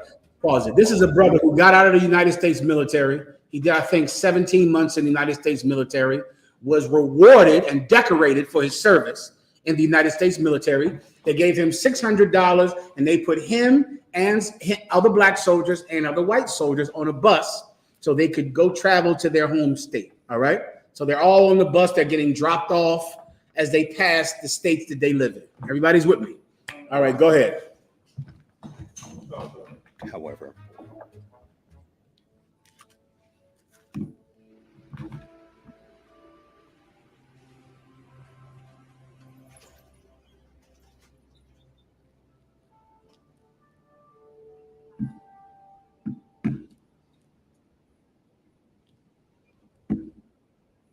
Okay, folks, this here is just a quick rest stop. So if y'all want to stretch your legs and whatnot, best to do so now, because we'll be moving on in exactly 10 minutes. Excuse me, sir. The colored restrooms are way on the other side of this building. Do you think there'll be enough time for me to run over there? Now, how in the hell should I know? I ain't no expert on how long it takes you people to go to the bathroom. Unless you want to risk being left here, I'd say the answer is no. Get on back to your seat. I'll be real quick. You niggas think just because you're wearing a white man's uniform, that gives you some kind of special privileges. Well, let me tell you what I think. Y'all ain't Save gonna... it. I already know what you think, Cracker. And I could have done my business and been back in the time it just took you to go running off in the mouth. You smart ass, you best watch your tone, boy, or I'm gonna throw your black ass off this damn bus and make you walk to wherever it is you're going. Thanks for the warning. after a while, the bus stopped. Pause. That is from a transcript from the brother who told them exactly what happened. Orson Welles is going to read the transcript again towards the middle. That's what happened to him because he asked to go to the bathroom. He had to go to the bathroom. He went and asked. The devil, who was the oppressor who was driving the bus, was angered because he asked to go to the bathroom. It was too bold for him to speak that way, to even ask. He should have just sat in the seat and waited until his schedule would stop. Because he asked, could he stop and go to the bathroom? The oppressor was angered by his audacity, angered by it. Then he cursed the man. And then the brother cursed him back to assert his manhood. And then this happened. Continue. Carolina to let passengers off. The bus driver also got out and proceeded to contact the local police. He came back minutes later with Chief of Police Linwood Shull and a group of officers. That's him, Chief. The one wearing the army uniform. Mouthed off to me something awful. Ranting and raving like he owned the damn bus company. Now don't that just beat all? I bet he's drunk. All right, we'll handle it from here. You there, boy, come here. Is there a problem, sir? You just bet there's a problem, boy. And you made it. What the hell you doing mouthing off to the driver like you doing? But I did. I only asked the driver if I don't want to hear no excuses, boy. Where you coming from? Camp Gordon. I was discharged today. Got any discharge papers to prove that? Yes, sir. I'm going to pause you down for time's sake. Skip down to when you see, let me see Orson Welles. Skip down, let me see the picture. Keep going, skip. That's the brother. Hi, we're Visible, the wireless company that Makes makes things. Commercials when we can.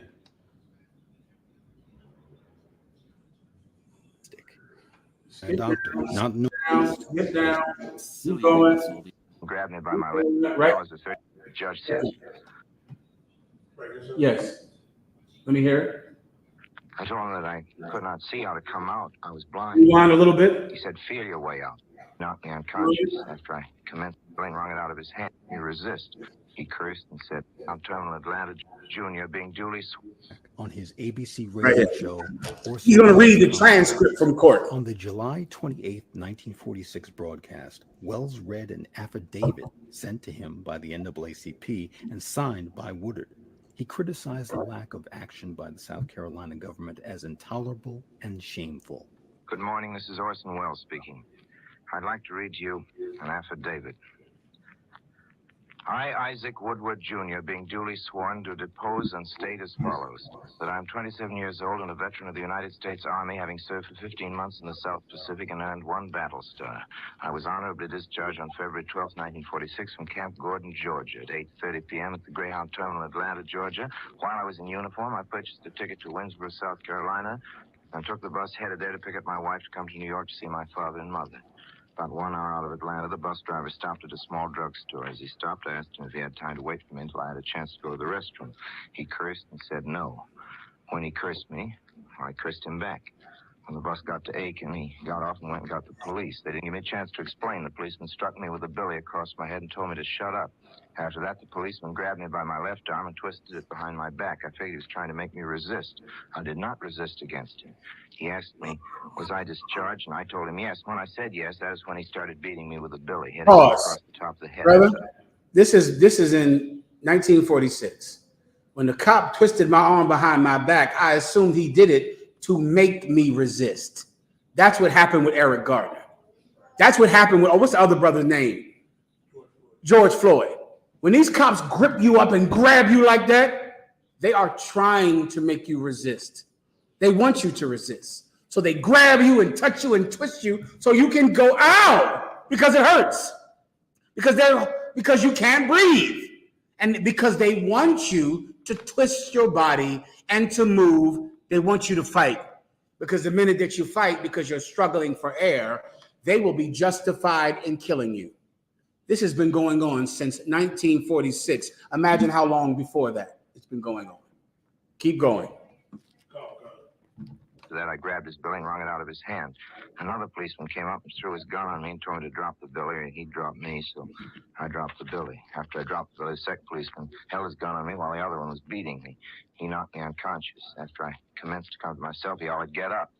I started to get up. He started punching me in my eyes with the end of the billy. When I finally got up, he pushed me inside the jailhouse and locked me. You started doing what? Pause. You started to punch him in his eyes with the billy club. You just kept hitting him in his eyes with the billy club. In both of his eyes, which lets you know how purposeful it is. That he hits him in one, hits him in the other, hits him in one, hits him in the other with a billy club to make sure that he's blinded for the rest of his life. And he was.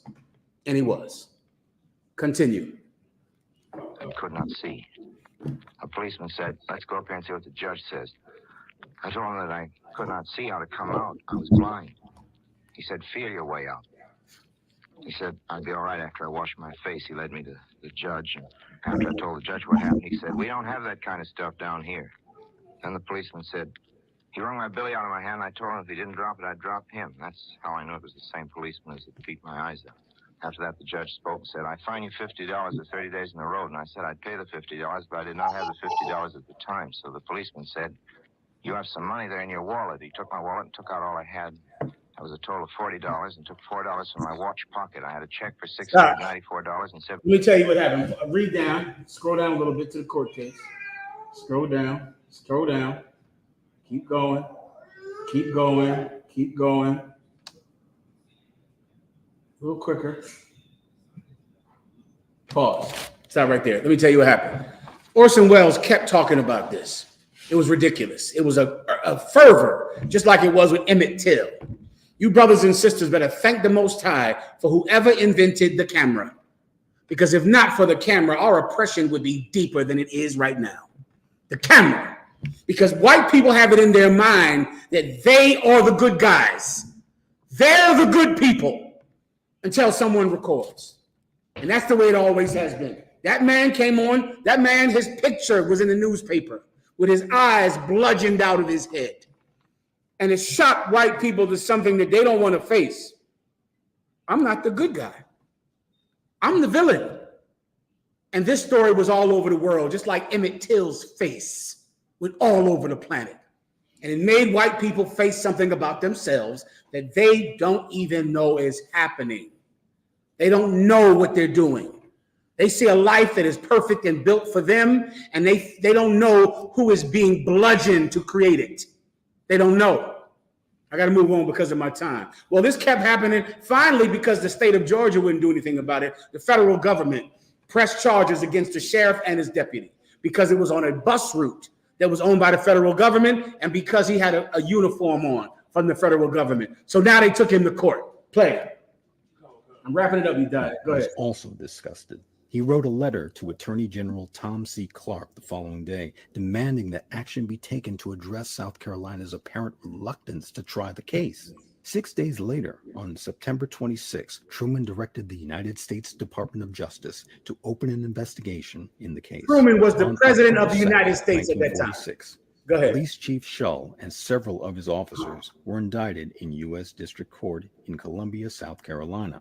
It was considered within federal jurisdiction because the beating had occurred at a bus stop on federal property. And at the time of the assault, Woodard was in uniform of the armed services. Come on, fast forward. Thanks to Jim Crow, blacks were excluded from serving on juries. Read that part. The case was heard. I'll do it for you. Because of Jim Crow. Jim Crow was basically any southern state could exclude black people from anything based on race. Black people were not allowed to serve on a jury. It was illegal for a black person to serve on a jury. So the jury was just all white men. Continue. The very definition of a travesty of justice. Thanks to Jim Crow, blacks were excluded from serving on juries. So the case was heard by 12 angry white men.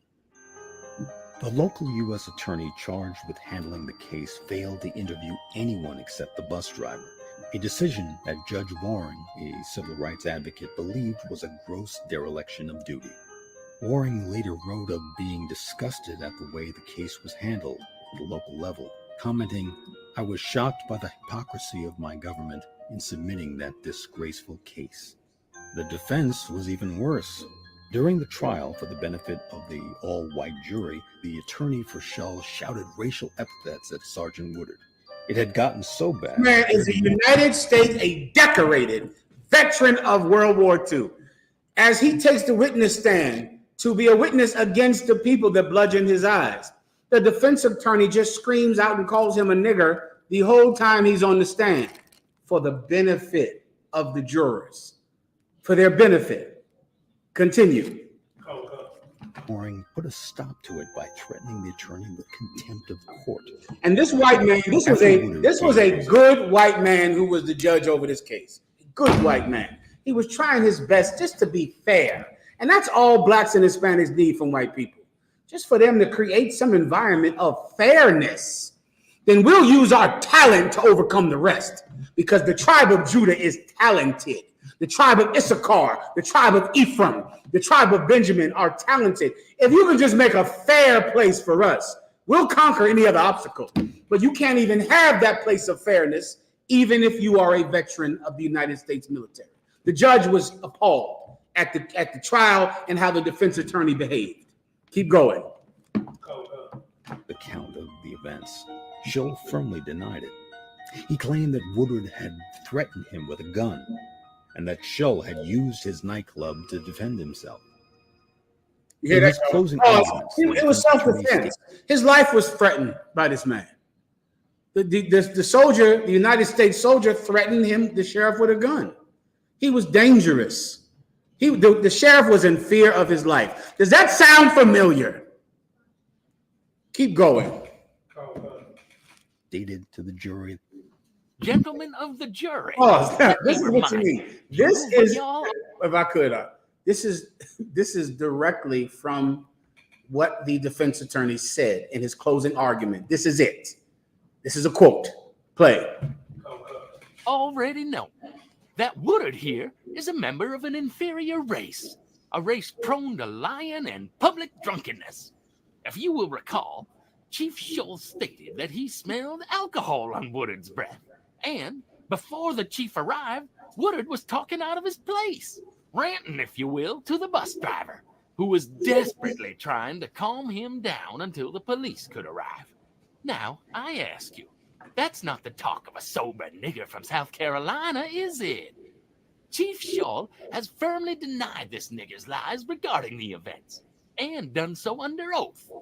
Woodard threatened him with a gun, and my client in a brave attempt to defend himself, used his nightclub to do so. Our own fine, upstanding local doctors contradicted statements made by these liberal army doctors the prosecution threw up here. Our doctors have stated, again, under oath, that it is next to impossible that repeated blows to the head, which, again, was defensive, could render any man, white or colored, blind. So, gentlemen of the jury, there you have it. You have your work cut out for you. All I can say to you fine, upstanding sons of the South is this. If you rule against Police Officer Shull, then let this South Carolina secede again. Pause. November 5th. Now you're going to understand something about your oppressor. He is, at his nature, a fascist. He scares people into allowing him to rule. He told these white men, if you convict this sheriff, then let South Carolina succeed again. Meaning, if you put him in jail, there's going to be civil war. Again. You cannot convict this sheriff. Don't you understand the real reason that you can't have progress in America? Because for every good white man that gives you student loans, that gives you loan forgiveness, that gives you rights, the backlash means civil war. So even good white men aren't willing to be kind to you because they don't want everyone to die because they treated you with self-respect. At the end of this trial, the sheriff was found not guilty. Not guilty. The judge was appalled. The judge wrote a letter to Truman. The judge had to leave South Carolina because they tried to kill him. The judge. Now put the screenshot up on the screen. This happened in 1946. Harry S. Truman, another white man that tried to be fair, a good white man, Harry Truman, the president, tried, of course. He bombed Hiroshima and Nagasaki. You think what they're doing to the Palestinians is terrible. You should see what they did to Hiroshima and Nagasaki. You'll cry real tears if you cry for them Palestinians. You should see what happened to those Japanese people over there in that day. Anyway, that being said, he tried to be fair to black people. On his State of the Union address when he got reelected, he brought up this case and how unfair it was and how much work they had to do to make America more fair. He tried the best he could. Then now that happened in 1946. After that, and it was terrible and horrible, and the State of the Union speech, the inaugural address from the president was saying that we have to make things more fair. Then in 1961, what happened in South Carolina? Yedaya? Oh God, in 1961, the dome of the South Carolina State House became home to the Confederate flag. 20 years later, after good white people tried to arrest this sheriff, after this man was blinded, do you know that the sheriff in the jail cell took him and said, have a drink of whiskey. It'll calm you down. Then when he wouldn't drink it, they held his head down and poured it on his face. That's in the transcript that Orson Welles read. He refused to drink it because he knew that if he drank that alcohol, they would say he was drunk. So he said, no, I don't want to drink. That's when they put it on his face. But he had no drug alcohol limit in his blood at all because he knew that if he took a drink of that alcohol, even though Lord knows he needed it in the pain he was in, he refused. And that's why they always say he was on drugs. He was high. He must have been, do you know he was smoking weed that day when they beat you and abuse you and take your life? They were doing that in 1946 and before. They fought. They tried. In 1961, they rose the Confederate flag over the State House of South Carolina.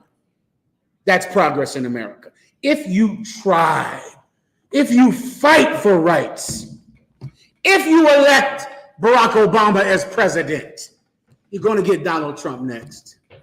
You're going to get affirmative action struck down next.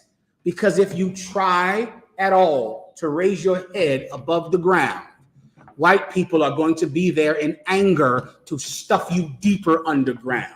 Now, if you're a brother out there, if you're a man out there that is a soldier, and there are certain men that are soldiers, you're born this way. I am a man that's like that. Either way, I was going to serve some master. There was no other path for me. This was the path I was always going to take. Either I would have been in the white man's military, I would have been in the white man's police department, or I would have been in somebody's killer, in some criminal organization. This was always the path for me. Later on, I realized who I was meant to serve. I realized that there were soldiers who were appreciated. Soldiers who their eyes weren't beat out their heads. Soldiers who weren't denigrated and abused. I found my band of brothers. I found the men that I could be part of, that I could be one with. I found my Lord, Commanding General Yohanna, and I take orders from him, and I serve him. And you brothers found your Lord in here as well. You found your camp leader, or the captain above you, or the general above you. You're a soldier in here, and we thank you for your service. With that, pass the class over to Priest Officer Mahayaman.